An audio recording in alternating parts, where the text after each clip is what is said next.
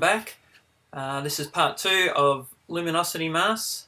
So now we've created all of our masks, highlights, shadows, midtones. So what does that do for us and how do we use them? There's many different ways to use them and different methods. So let's first of all take a look.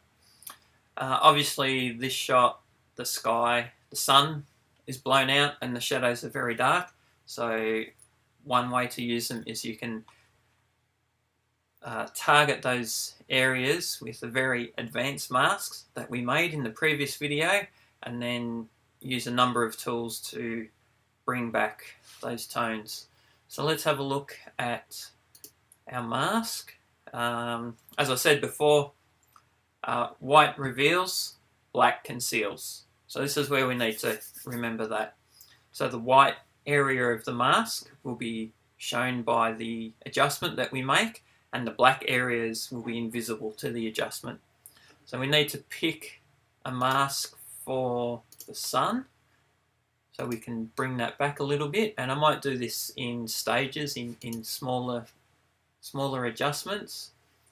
So we have our mask, we need to turn it into a selection. I'm going to go with Alpha 2, hold down Control on a PC, Command on a Mac will give you, and left click on Alpha 2, that'll make a selection for you, shown by the marching ants.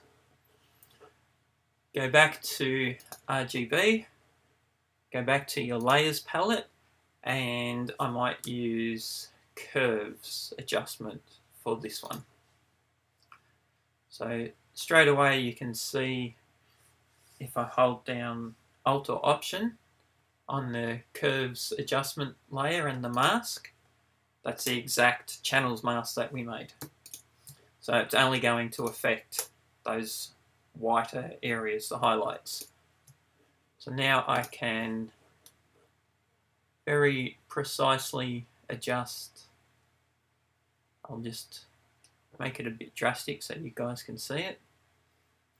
So it's only affecting that area of the mask. So I'll bring down my highlights a little bit, just in luminosity. Go back to channels and we'll go Alpha 3, Command click, make a selection, go back to RGB, layers, a new curves adjustment, and again we'll bring down the highlights of the sun on luminosity only.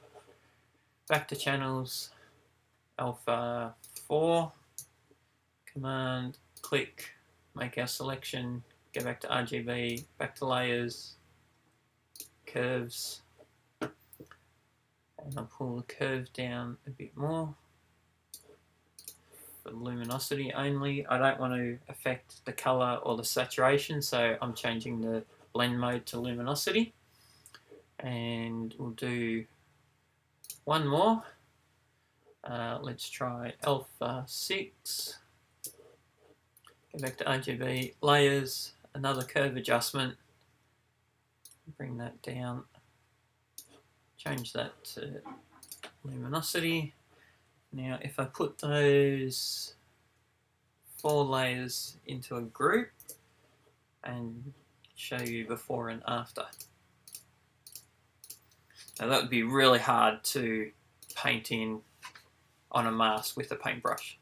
Using the luminosity mask, you get a very advanced selection and it makes it really easy. Okay, so that's one way. So you can do that with any of the adjustment layers. So let's have a look at another example. Let's go to Lightroom. Let's say, for example, we want to change the color of this dress. Many different ways to do that. We'll just open that into Photoshop.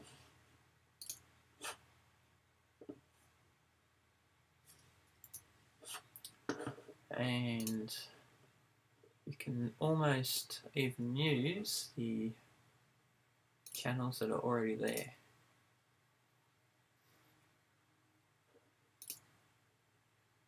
So I'm gonna go with the red channel. I'm gonna command click to make my selection, but I want to invert this one. Select, inverse. I'll save that selection as a separate channel. Deselect. So anything that's white is visible and anything that's black is concealed.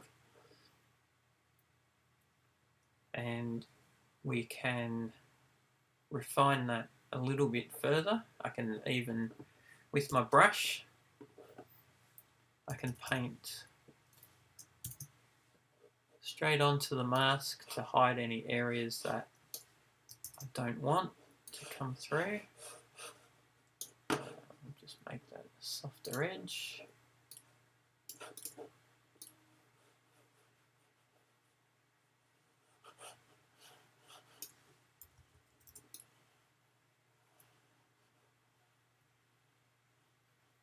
I'll just roughly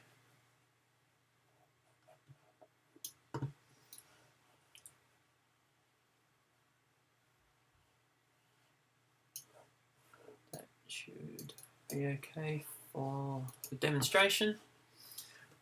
Command click to get our selection. Go back to RGB, go back to layers, and we shall do a hue saturation adjustment. And now we can change just her dress to any colour that you like. Let's go with purple. I think purple and yellow, that really makes it stand out. And you can further refine the mask if you need to. So I'll just show you, that's our selection. We'll go Alt or Option, click on the mask. So you can further refine that and get a more precise selection. Okay, moving on to the next one. We're going to have a look at now if you do any multiple exposures, if you do any bracketing. So I've got two separate exposures here. This was exposed for the highlights and this was exposed for the shadows. So we'll click both of those. We're going to edit in, open as layers in Photoshop.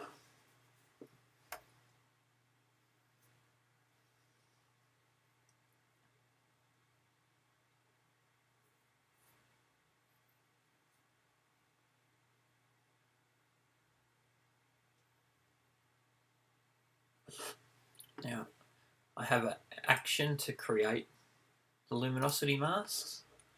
So I'm just going to go ahead and do that once I find it. Generate luminosity masks. So that has created all of my masks for me. And so just looking at the image, we've got the dark image on top and the brighter image on below at the bottom. So I need to make a mask for the dark areas. So we'll take a look at that one. And we may need to play around with this a little bit. Let's go, I'll start with darks 4. So we'll make our selection from that mask, go back to RGB, go to layers with our top layer selected. Based on this selection, we'll make a mask. And we need to obviously invert that. And if I turn our mask on and off, it's affected a little bit of the sky as well, but I can refine that simply by painting with black and our paintbrush. I'm going to lower our flow to 10% so I can build it up.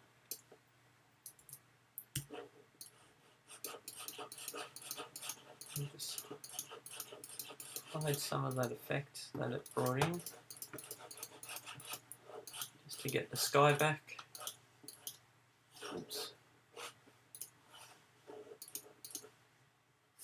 And perhaps some of the water.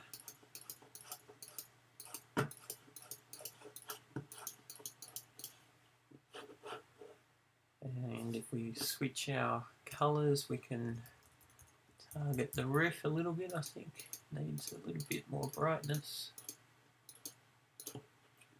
And maybe this side of the hut. You could also brighten up the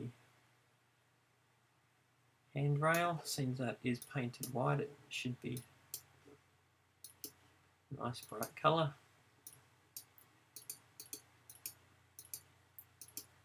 And yes, I know it's a little bit rough, but you can really see how powerful these masks can be with using either multiple exposures, using adjustment layers, changing colours of the dress, anything like that. It's a really great way to work. So we'll turn this mask on and off before and after. And I need to clean up some areas that are painted, but it's really brought out the two exposures together without looking like the over-processed HDR that you normally get. So that's pretty much it in a nutshell. If you have any comments or questions, leave them below and I'll try to get to them as soon as possible. And once again, any requests for a tutorial, just leave them below in the comments and we'll sort that out for you as well. Thank you very much.